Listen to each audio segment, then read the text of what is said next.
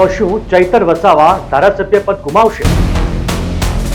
High court બચાવી શકશે? 7 વર્ષની સજા પર સ્ટે મળશે? મર્ડરોને આ સરકાર આ સજા નથી આપતી.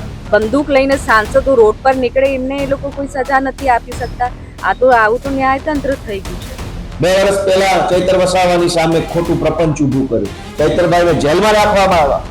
જેટલી પણ પાર્ટીઓ હોય એમાંથી ખરીદ ફરોખ્ત કરીને, ડરાવીને, ધમકાવીને, ખોટા કેસ કરીને, સજાઓ કરાવડાવીને જાણે પોતાની પાર્ટીમાં નાખી લેવાની એક હોડ જામી છે. આમ આદમી પાર્ટીના ફાયર બ્રાન્ડ નેતા અને ડેડિયાપાડાના ધારાસભ્ય ચૈતર વસાવાને કોર્ટે 7 વર્ષની જેલની સજા ફટકારી છે. જી હા, તમે બરાબર સાંભળ્યું, પૂરા 7 વર્ષની સજા. રાજપીપળા સેશન્સ કોર્ટના આ એક ચુકાદાથી આખા ગુજરાતના રાજકારણમાં ગરમાવો તો આવી જ ગયો છે. પરંતુ હવે સૌથી મોટો સવાલ એ છે કે શું ચૈતર વસાવા જેલના સળિયા પાછળ જશે? શું તેમનું ધારાસભ્ય પદ છીનવાઈ જશે? આવો બિલકુલ સરળ ભાષામાં સમજીએ કે આખો મામલો શું છે અને હવે આગળ શું થશે. એ આ સમગ્ર અહેવાલ જણાવીશું તે પહેલા અમારી ચેનલ લલકાર ન્યૂઝને સબસ્ક્રાઇબ કરવાનું ભૂલશો નહીં. નમસ્કાર, હું છું નરેન્દ્રસિંહ જાદવ.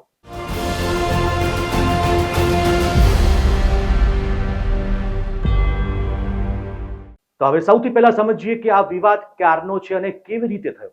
આ વાત છે વર્ષ 2023ની. નર્મદા જિલ્લાના ડેડિયાપાડાના બોગજ ગામમાં આદિવાસીઓની જમીનનો એક વિવાદ ચાલતો હતો.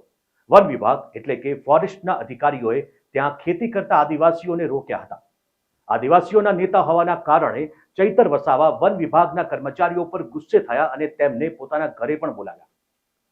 પણ એ રાત્રે ધારાસભ્યના ઘરે કંઈક એવું બન્યું જે કાયદાની નજરમાં એક મોટો ગુનો બની ગયો.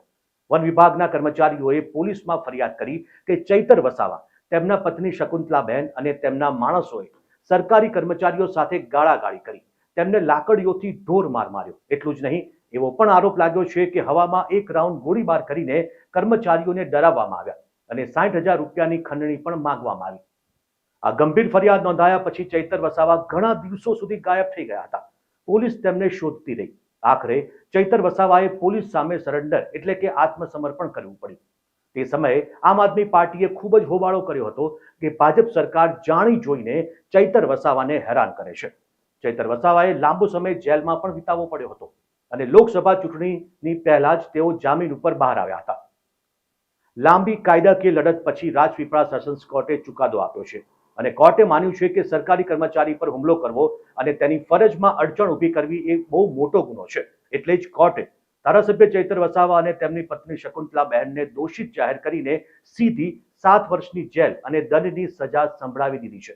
તમને સજા થઈ તો શું કહેશો? આજે સેશન કોર્ટ દ્વારા એક કેસમાં અમને 7 વર્ષની સજા ફરવામાં આવેલી છે. નામદાર કોર્ટની જે પણ સુનાવણી છે એમનો આદર કરીએ છીએ અને આગળ વકીલોની સલાહ લઈને આદિવાસી સમાજ માટે સતત લડત ચલાવતા ચૈતર વસાવા ભાજપને આંખના કણાની જેમ ખૂંચતા હતા અને એટલા જ માટે ચૈતરભાઈ ઉપર વારંવાર કેસો કરવામાં આવે, વારંવાર જેલ નાખવામાં આવે. તમે જુઓ, એક દિવસ એવું બને છે કે વન કર્મચારીઓ આદિવાસી સમાજની જમીનમાં જઈને રાત્રે 2 વાગે ઊભો પાક વાઢી નાખે છે. સ્થાનિક ધારાસભ્ય તરીકે ચૈતરભાઈ વસાવા પાસે રાવ જાય છે. ચૈતરભાઈ વસાવા એ વન કર્મચારીઓ સાથે વાતચીત કરે છે અને કહે છે કે ભાઈ તમે રાત્રે 2 વાગે આમના ઊભા પાકે જળ જંગલ જમીનમાં જે કાનૂન લાગુ પડે છે એ અંતર્ગત આદિવાસી સમાજને જમીન આપવામાં આવેલી છે અને ઊભા પાકમાં તમે લણી નાખો છો અને એ પણ રાત્રે 2 વાગે. એવું તો શું જરૂર પડી?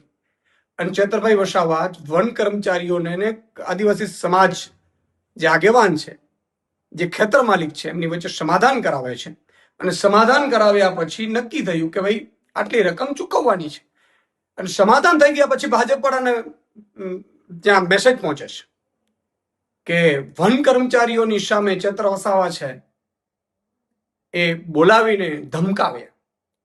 ભાજપને તો જાણે કે બધી જ બાજુથી, ચારે બાજુથી જેટલી પણ પાર્ટીઓ હોય એમાંથી ખરીદ ફરોખ્ત કરીને, ડરાવીને, ધમકાવીને, ખોટા કેસ કરીને, સજાઓ કરાવડાવીને જાણે પોતાની પાર્ટીમાં નાખી લેવાની એક હોડ જામી છે કે કોઈ પણ માણસ સામાન્ય જનતાનો અવાજ ઉઠાવવો ન જોઈએ, અમારા ડબ્બામાં ગોડાઉનમાં પુરાઈ જવું જોઈએ. અને એટલા માટે ભાજપને ખબર પડી, એમણે કર્મચારીઓને કહી ડરાવી ધમકાવી અને પોલીસ ફરિયાદ કરાવડાવે છે. અને એ મામલામાં ચેતર વસાવા જેલ પણ જઈ આવ્યા અને ફરીથી ડે ટુ ડે કેસ ચલાવીને આજે ચેતર વસાવા ઉપર ભાજપ વાળાએ 7 વર્ષની સજા કરાવડાવી છે. ભાજપે ચૈતર વસાવાને ઝુકાવવા માટે, ડરાવવા માટે, એને મનોબળ તોડી નાખવા માટે અનેક પ્રયત્નો કર્યા. ગૃહમંત્રીએ ડેડિયાપાડા જઈને અનેક સભાઓ કરી, પ્રધાનમંત્રી ડેડિયાપાડા આવ્યા, અનેક મોટા મોટા નેતાઓ ડેડિયાપાડા જઈ અને ચૈતર વસાવાનું મનોબળ તોડવા, ચૈતર વસાવાને તોડે પાડવા માટેની કોશિશ કરી. પણ ચૈતરભાઈ વસાવા બિરસા મુંડાના વારસદાર છે, વંશજ છે, કે ભાજપ સામે ઝૂક્યા નહીં. અને એટલે ભાજપે સરકારી મશીનરીનો ખોટો ઉપયોગ કર્યો, એક સરકારી ખોટો ફરિયાદી ઉભો કર્યો, સરકારી પંચ, સરકારી વકીલ, સરકારી પોલીસ અને બધા સરકારી માણસોએ ભેગા મળી 2 વર્ષ પહેલા ચૈતર વસાવાની સામે ખોટું પ્રપંચ ઉભું કર્યું. ચૈતરભાઈને જેલમાં રાખવામાં આવ્યા અને જેલની અંદર પણ ભાજપ તરફથી એને એવું સામદામ કરવામાં આવ્યું કે ભાઈ તમે પક્ષ પલટો કરી લો તો તકલીફ નહીં પડે. પણ ચૈતર વસાવા ફાઇટર છે, એ આદિવાસી સમાજ માટે, ગુજરાતના લોકો માટે લડવા વાળો માણસ છે, ઝૂકવા વાળો નથી.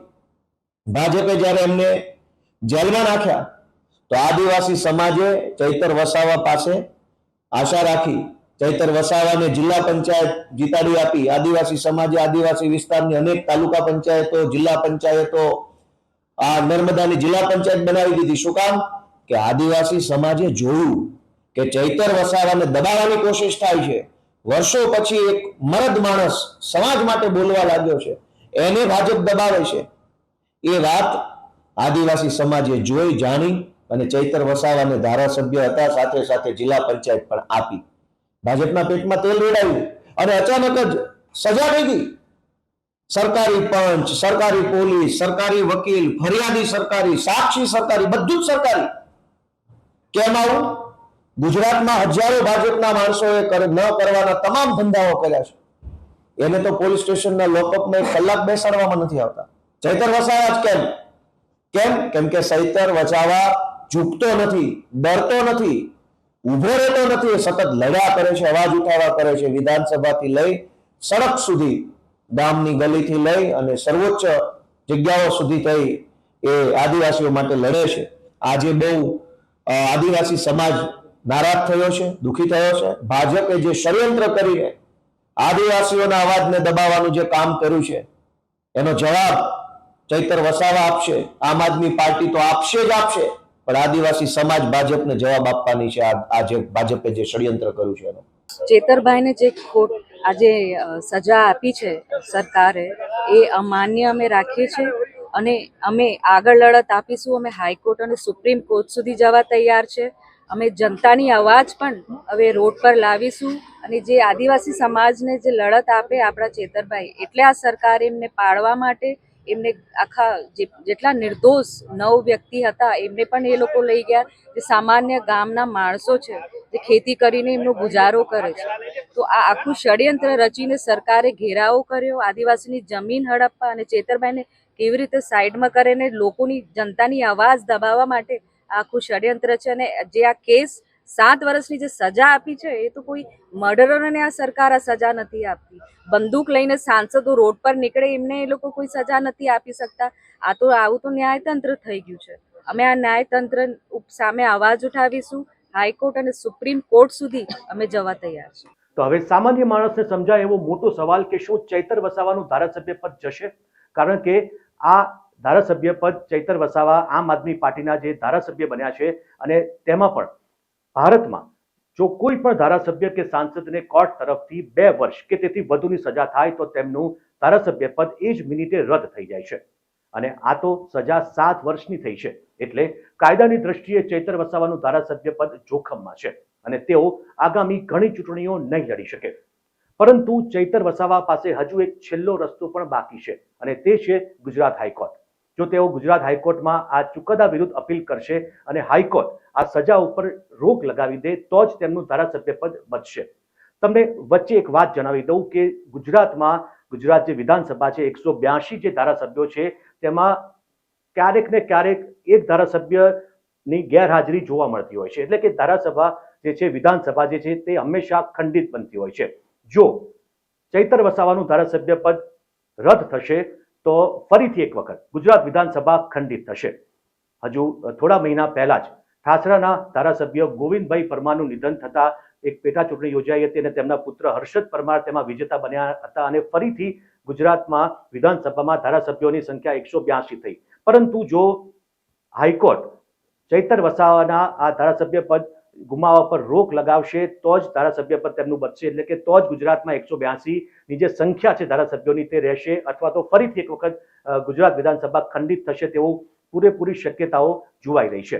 અને જો ચૈતર વસાવાની રોક નહીં લાગે, હાઈકોર્ટ રોક નહીં આપે તો ફરીથી તેમને જેલમાં જવું પડશે અને ડેડિયાપાડા બેઠક ઉપર ફરીથી ચૂંટણી યોજાઈ શકે છે.